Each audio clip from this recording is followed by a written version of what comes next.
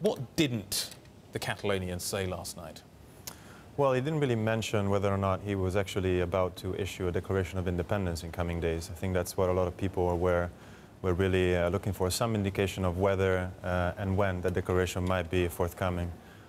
What I think the Catalan leadership is doing at the moment is really trying to buy some time. I think they, on the one hand, they consider the referendum on Sunday to be binding, so I think they have to act upon what they consider to be a strong political mandate for secession. Yeah.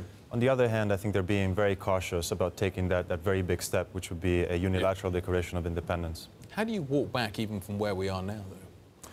Frankly, it's very hard to see a way out of the current standoff, at least in the short to medium term. In fact, you know, public opinion is more polarized than ever in Catalonia and Spain. Both sides are very entrenched.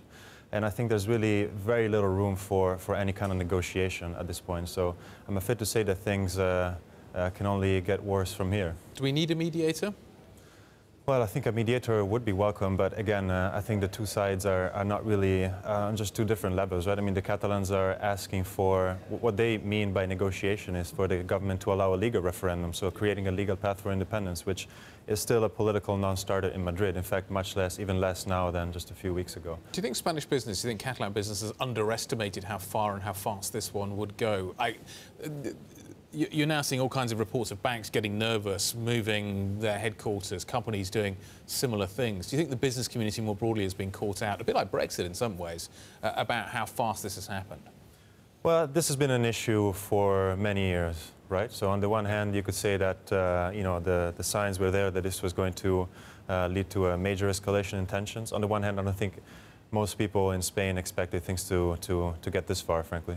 So what happens? We work our way towards the week. It's Thursday now, Friday, Saturday, Sunday. We come through into Monday morning. Kind of how, if a mediator doesn't come forward and allow the kind of a process to start, which would allow some sort of conversation to happen, what are the options that the Catalans face? What does Mr. Puigdemont face in terms of his options that he will have to deal with on Monday morning? Well, like I said, I think the chances of some kind of negotiation being tabled between now and next week are very low. So right. I think now they're careful. I think they're wary of alienating that segment of public opinion that's you know, sympathetic to independence but wouldn't support unilateral declaration of independence. I think the Catalan leadership is also still concerned on a personal level of the potential legal repercussions of such a declaration, right, from the courts. And also, I think, on a more fundamental level, I think they're aware that a unilateral secession is not really a practical proposition on their part, right? You don't have a currency like the UK did or anything like that.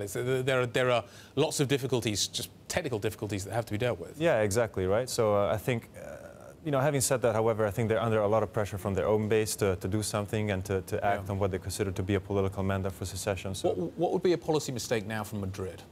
Well, I think it would be a repetition of what we saw on Sunday, essentially, and we may well be heading towards something along those lines. So if the Catalans do issue a declaration of independence or something to that effect next week, then the central government, Madrid, will be itself under a lot of pressure to respond, right, to respond in kind. And a big mistake, I think, would be to overreact as it did over the weekend, so send in police, which is really a recipe for more clashes and more arrest.